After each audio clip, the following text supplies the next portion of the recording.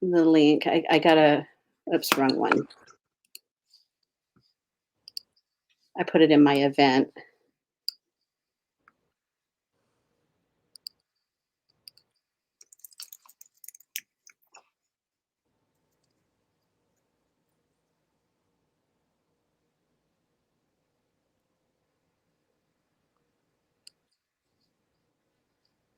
I see the word live over your head. I don't know if that means anything. Yes, we are live. I'm just Okay. sharing it into, and then I will introduce you. It takes a minute for it to come up on everybody's. We're like delayed a little bit, so, and they're listening to me right now, so.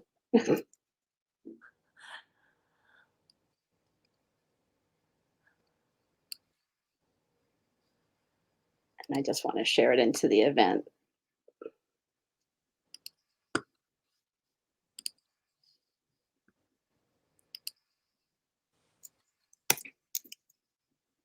And there we go.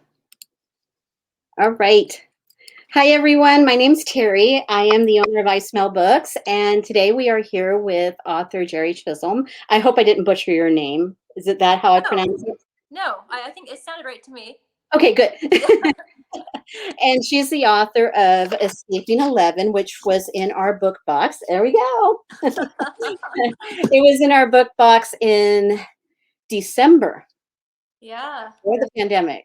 And I absolutely loved it. So I like to read them and fall in love and put them in our book box. And so I have decided to start it off with asking, how did Escaping 11 come about? What inspired your book? Right. It was actually a really specific moment in time. I was at a family member's cottage, actually. We were actually living there for a few months because of a little mess up with closing dates on houses and moving and whatnot. So we were staying with family in this house that's on a lake, and we were in the basement. It was a lovely home, but it's a basement beside the water, so it was I don't want to say moist. It's kind of a strange way to describe it, but it was, the air in there was moist. It kind of had that. It wasn't moldy, but it was moist. And so that kind of, I don't know, it kind of got me started thinking about that kind of environment and how it would become more intensified the lower down in the earth you went. And I started thinking about how gorgeous it was outside, seeing the lake and the trees, and what it would be like to have no windows. And you're just in this kind of humid environment with no windows around. Kind of snowballed from there. Like, what if you've never seen a tree before? You've never seen the outside world. What a strange life that would be. And what would that do to a person and to their children and to society in general? And that's kind of how Compound 11, which is where the trilogy takes place, was born, more or less, if that makes any sense. No, it's a very unique concept, and it just it's something that we don't ever consider, because we get to see the colors, we get to see the light, we get to see the wind blow and stuff. It's like Yeah. my window right now. It's like the wind's blowing, and you can see the trees and stuff. And that was a really you always brought that concept with the trees and the wind blowing and stuff into a lot of the scenes, Right. because that's what she could see. That's Eve, your character, Yeah. could always see, and which was really neat. I'm hoping I'm not giving away spoilers here. Oh, no. Yeah, no, the first time she was able to see that kind of thing, it had to be like a momentous, big moment, because it would be so powerful and overwhelming to finally see something so beautiful when all you have seen your whole life is concrete walls. Yeah, and she's just would read it in books. Right. Yeah, yeah. So, reader Tommy wants to know, where is your favorite place to write, and what are some of your favorite inspiring authors? So it's a two-part question. Right. Well, I think for this trilogy in particular, my answer is it might be a little obvious, but Suzanne Collins and Veronica Roth were probably the two inspiring authors for this trilogy. Obviously, dystopian YA writers themselves.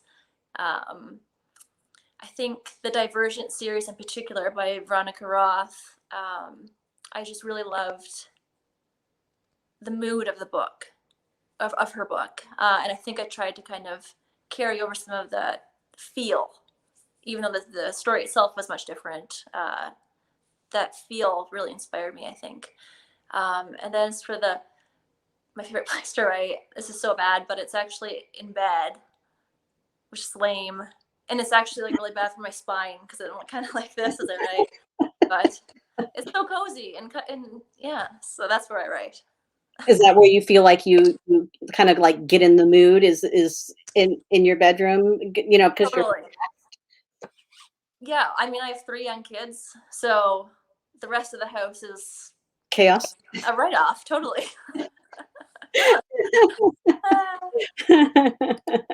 uh, okay, so I'm trying not to butcher Patrizia because it's more Italian, I guess. Her question would be: Are you a boxer, and or do you like it? I mean, this is a I mean, nobody's Good ever question. heard of Escaping 11. The boxing is a huge part of it.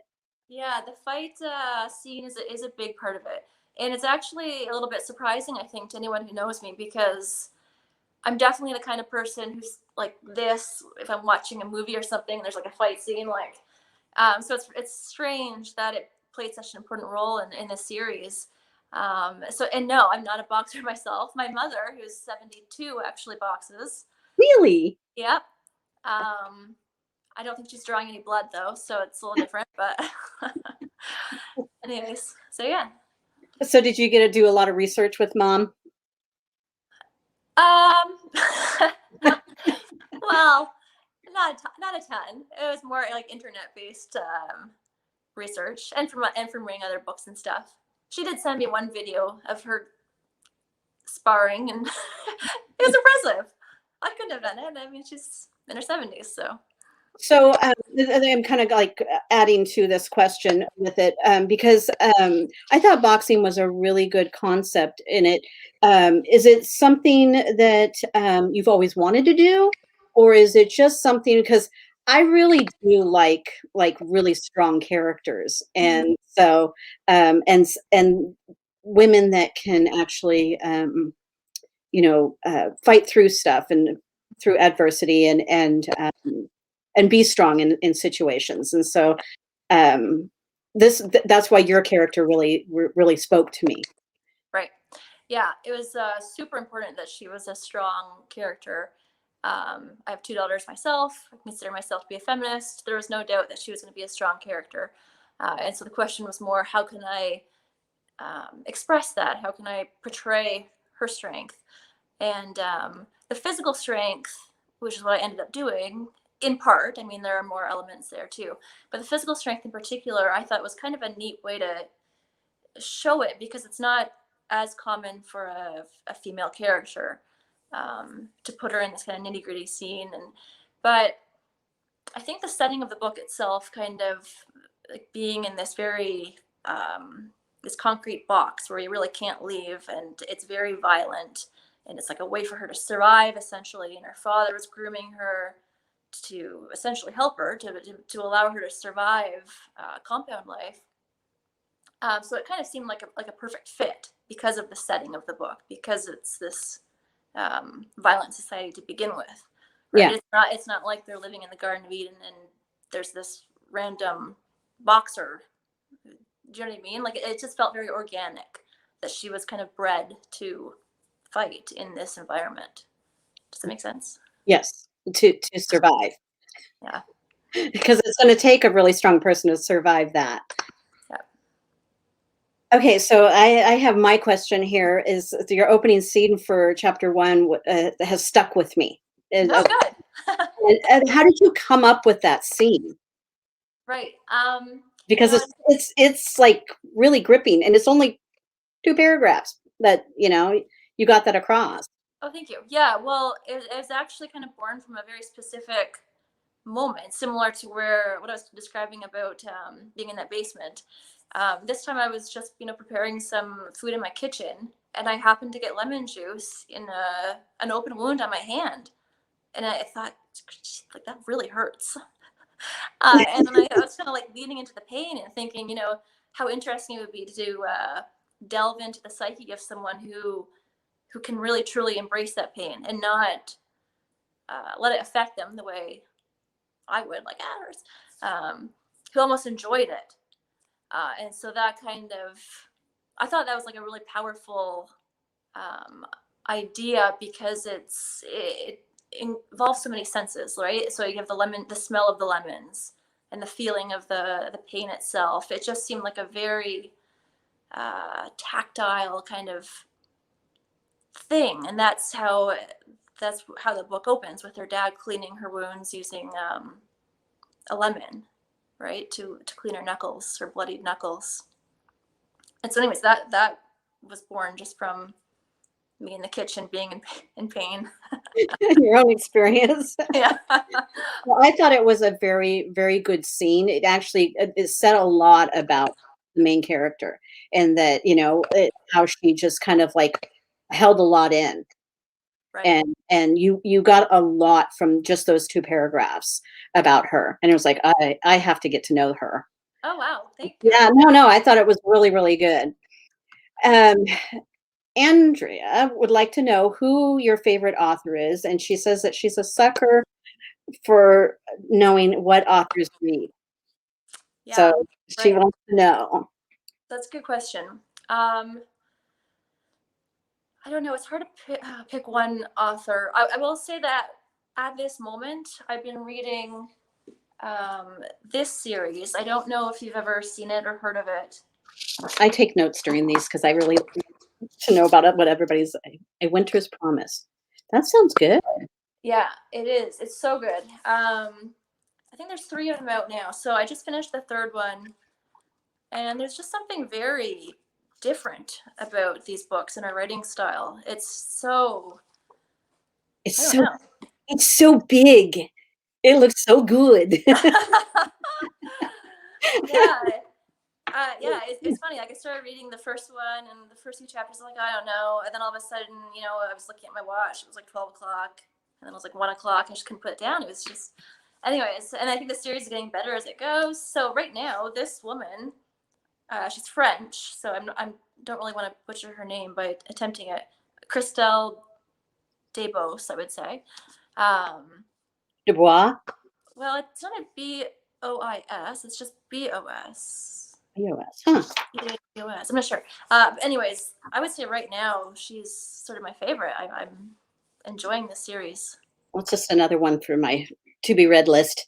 Yeah, it's very different. Oh, I'll have to look up the little summary on it. Yeah, do. It reminds me of like a Salvador Dali painting. Like it's surreal. It's a little bit. Is the picture on it, is that like a floating island? Yeah, an arc. So basically, the world ruptured, planet Earth ruptured, and it formed these arcs. And each arc is governed by like a family spirit, and each arc has its own different like power. Oh, It's really cool. good. Yeah, that sounds really good. Okay, it's on my list. Okay. So Sarah wants to know what's the most challenging part about writing and publishing process for you? Probably the pace that it moves at, which is a very slow pace. Um, it's slow just to get your foot in the door. Um, it's slow to get an agent. It's slow to get a publishing deal. It's slow to do the edits. It's slow to get the book out. It's just a very, Hurry up and wait. yeah, it is. And there's a lot of rejection involved. Yeah. So you need to be prepared for that and have sort of thick skin because I've heard a lot of no's, certainly. Oh, I don't know why.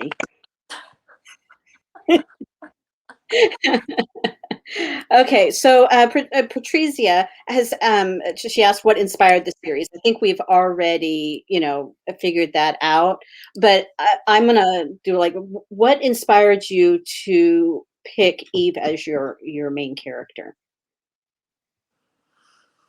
Well, I think it has to do with what we're discussing about it being a strong female character, a strong female lead. Um, and there's something about Eve, there's like an innocence there.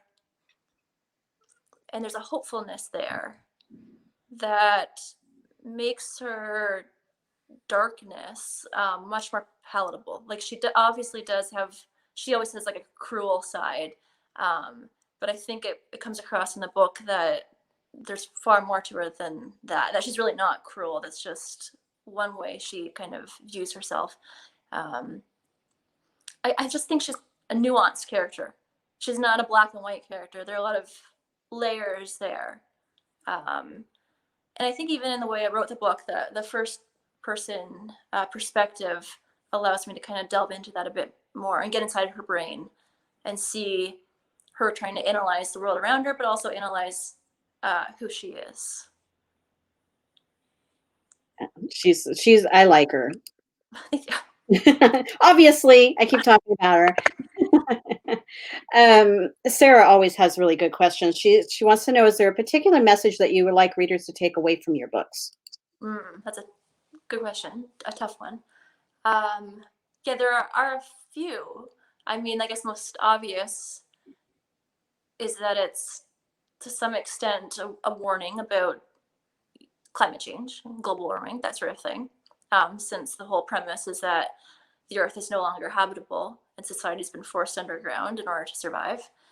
I know, just a little tangent here, the past week or two, there's been that incredible heat dome in the Northwest.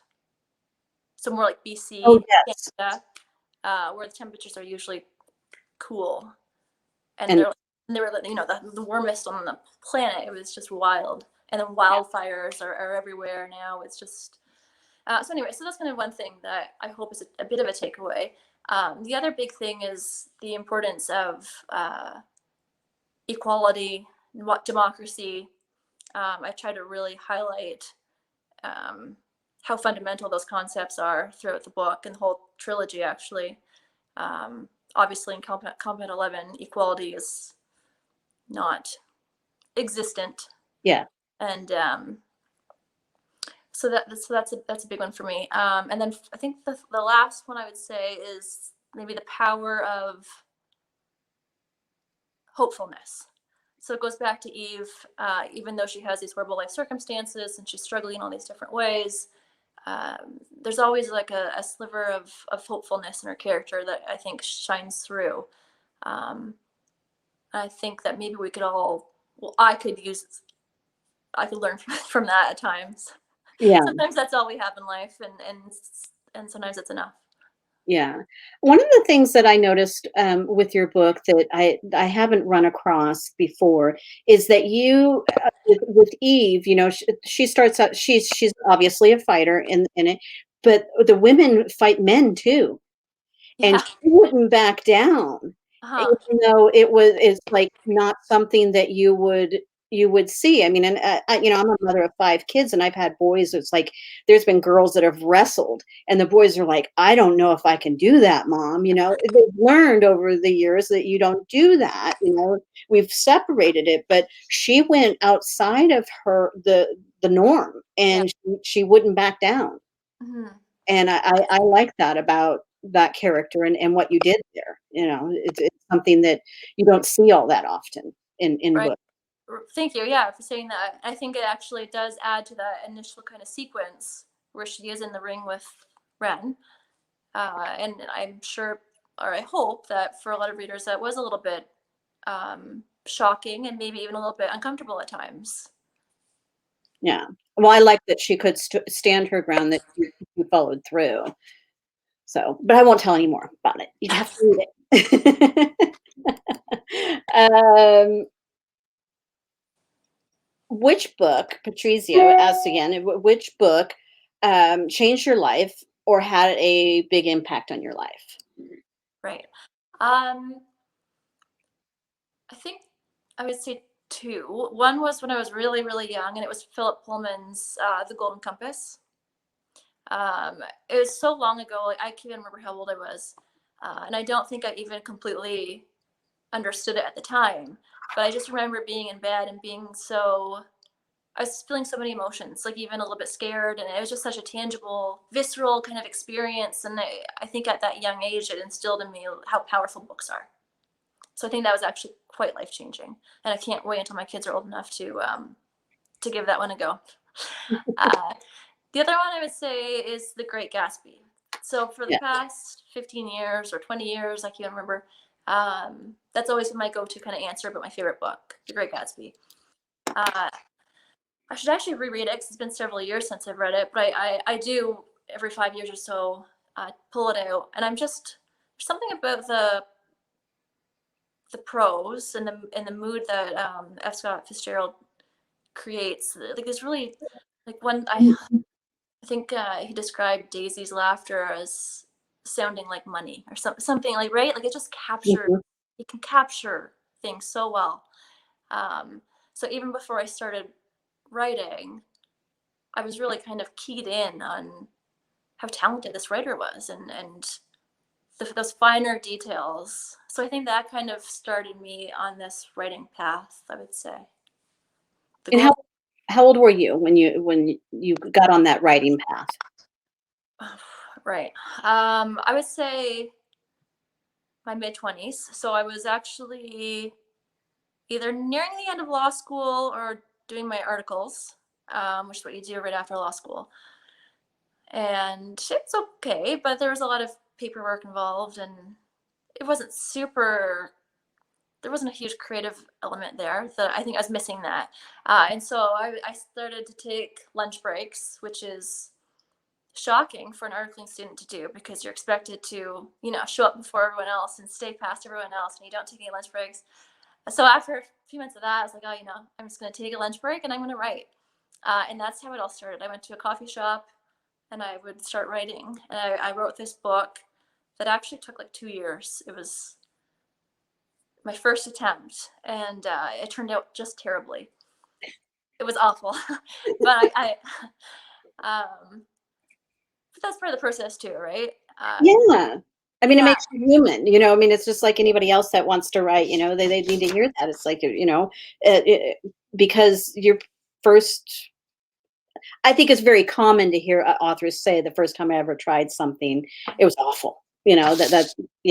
totally. And it wasn't even just okay. This is what I did wrong. It was more like changing the process. So with that first attempt, um, I didn't work with an outline.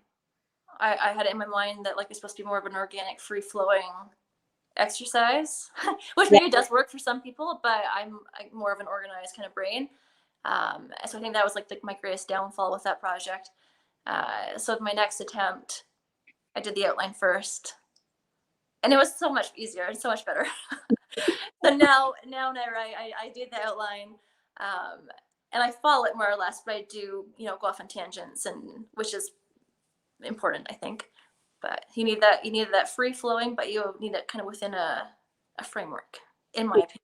Yeah. Well, yeah, that I had the conversation with AJ yesterday, and Yep. she's more of like the creative type, and she does the what she calls the pantsing and stuff. And finding out that you're a lawyer or went to law school, I'm not sure if you're a lawyer, but um, it seems like you're more like analytical, and so the structure it seems Mhm. like more your type, so. Right.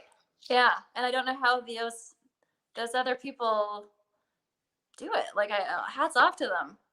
I would get lost.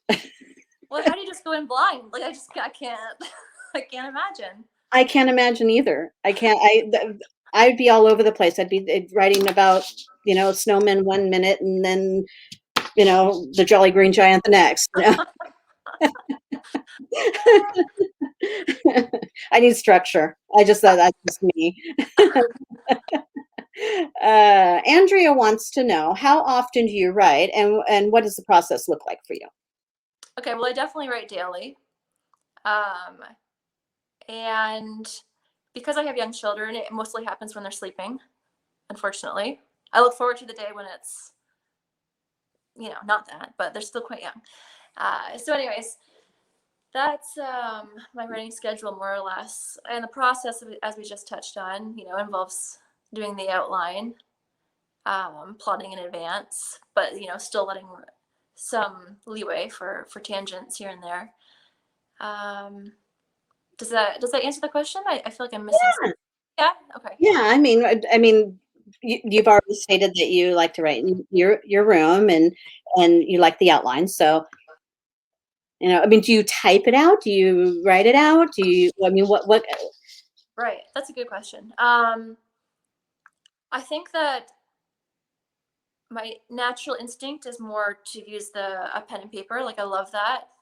Again, it's just more tangible, and I think it allows the creative juices to flow a bit better.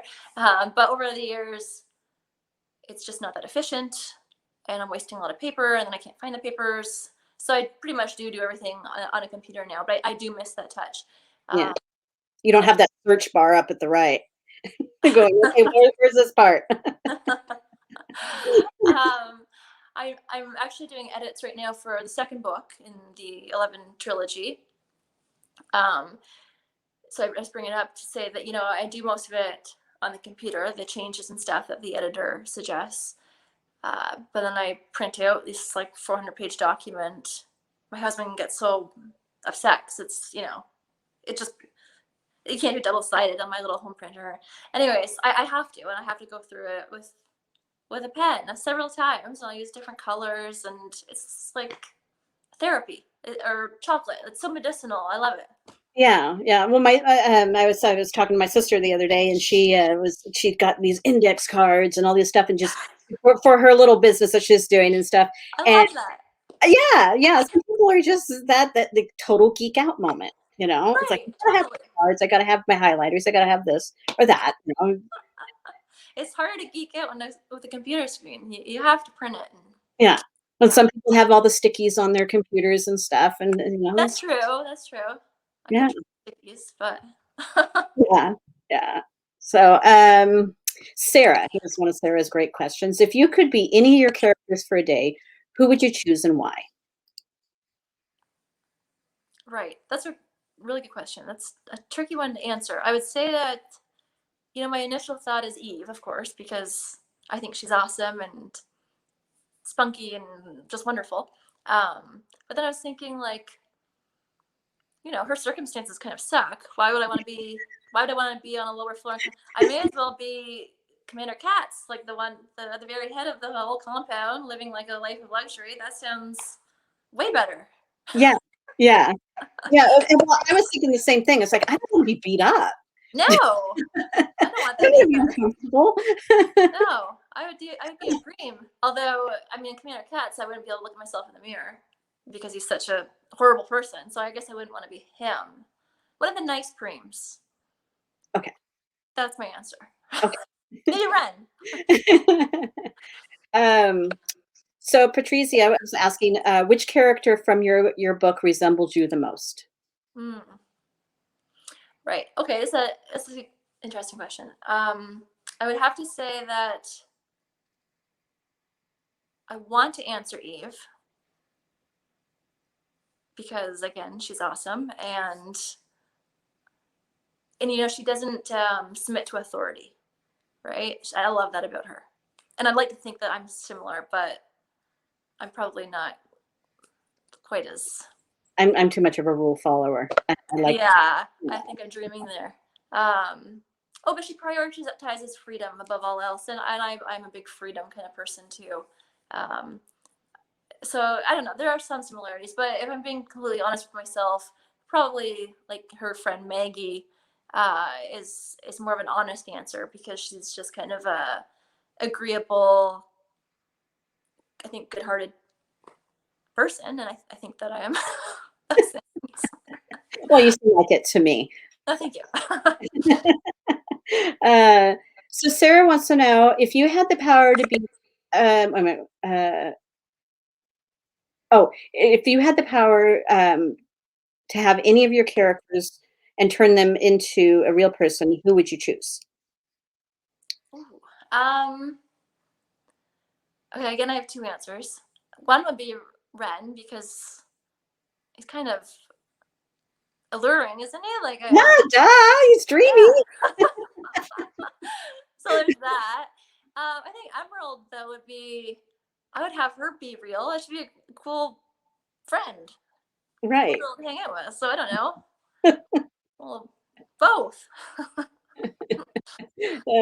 I can actually see the some of the comments here, and it's Tina writes, "I love Eve take charge. I want more for life attitude." She says, Oh, nice. Love that. "Yeah, yeah." So, pandemic question: how has the pandemic influenced your writing in upcoming books? Right. Yeah. Um, I would say that I'm definitely collecting information and thoughts and ideas at this stage. There are a couple of things that I thought were. Oh, one was I guess over a year ago now when Wuhan was spraying the streets. The streets were empty, and they were setting this aerosol into the air. I mean, that's just so classic dystopian, but it was actual real life. So that struck me. And then it's funny because I actually got my second vaccine today. So I was in a big arena and watching all of this unfold, right? The whole vaccine process. And the little trolley was coming around to give people their shots, and it was just. I mean, that's really great source material to work with, Oh, yeah. right? Like this is Writing it all. totally.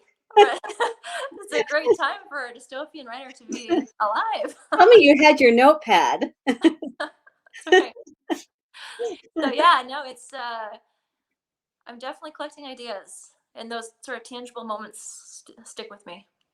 Has But it helped you, like, with the distractions, like, get more done or stay oh more focused or no, unfortunately, because the schools have been closed so much, at least where I live, that means three little kids are at home all the time. And I'm trying to do virtual learning with them, and it hasn't been super easy. Although other people have it far worse, so I'm not going to complain. Um, but I wouldn't say that it's been a boon to my productivity by any means. darn it, I was hoping there was going to be more books or more series. Oh, for sure, for sure. Like I said, I write every day. I mean, I still think of that, even though time's limited. I have some decent output. I really can hunker down while I'm tucked into bed, working away, geeking out. So yeah, I have lots of ideas that I'm working on outside of this trilogy. So Oh, good. Yeah, well, my final question is now that you have us hooked on Escaping 11 and Eve's World, what's next? I know that there's the second book coming, and that's coming November, November, yeah, yeah, and then the final one will come sort of the following fall. Uh, following. so that will be it for the 11 trilogy, and then yeah, I'm hopeful that I'll get some other works finished up and out there. I'm not sure that I'll dive into another trilogy right away because it is quite an undertaking to have the three books. I think when I started the project, I did have a trilogy in mind because I wanted the space the space in the books, the pages, um, to really see the characters develop and really kind of flesh out this underground world and all that stuff. And I don't have any regrets about that. I think it has definitely allowed me to do that. Um, I just think it's like a few years, right? Like it's quite an undertaking in my opinion. So maybe future projects will be more standalone books. I'm not sure. That could very quickly change. Especially if the ideas get away from you. Well, exactly. I really shouldn't say anything at this point. So, from start to finish, when you did Escaping 11, when you started it and it came out, what kind of process? How long of a process was that? Oh boy, a couple of years, maybe more. Henry, I just had my second, and when I started, so he was a few months old when I started writing it, and he's 5 now. So I guess 4 years. 4 years. Can you believe it? Wow, Yeah. Yeah. wow, your book's growing up with your kids. Yes. That's true. Yeah. No, like I was saying earlier, like um, it's a slow moving process for me as the writer, but also the industry itself. Yeah, yeah. Slowly. Yeah. So do you have anything for the readers out there regarding Escaping 11 or your next book? It's what is it? Unraveling? Yes, that's right. Unraveling 11. I should have a picture of it, but I don't have one handy. I've seen the cover though, and it's lovely. Kind of Yeah. looks like this, but it's got some blue, and I love it. Uh, yeah, so I think the second one is a bit more geared towards um, finding the truth about 11. Um, in this one, it's not so much fists that are powerful, it's more knowledge Okay. powerful. It can be dangerous. So similar themes, but some fresh ideas too. Good. Good. It sounds like you've got like life lessons, in each one. Each one has their purpose. The Escaping 11, a hope and enduring, um, and enduring their stay there, and Mhm. then about knowledge and learning Yeah, and branching out kind of thing. So, yeah. And then I'm, the third one I'll just add is I hope that it's seen as kind of a fitting finish. I think that it will be. I think it's pretty epic how it all comes to a conclusion. Um, I shouldn't say too much though. So yeah, I know. No spoilers. that's all right. Uh, so Tina's asking about when it comes out. It comes out in November, Yes. and then the third is like a year from then. So, Well, more or less. Might be a little bit less than a year. well, okay, so it's Yeah. already in the works and in the process. Yes. Is there anything that you want to tell the readers out there? Just a great big thank you. Thank you for reading it and taking Yeah, that time out of your life, and that means so much to me. It makes the whole process so worth it. yeah. Well, Thanks. thank you for writing it and offering it to everybody else because you could have kept it to yourself. So, Thank thank you. thank you so much, and we look forward to your book coming out in November, and then the third, hopefully less than a year, so we don't have to wait too long. So, and it was really, really, really nice talking with you. Yeah, it was great talking to you, Terry. Thanks so much for doing all of this. You've been super. Thank you. I appreciate it. You have a nice evening. Okay, you too. All right, bye. Bye.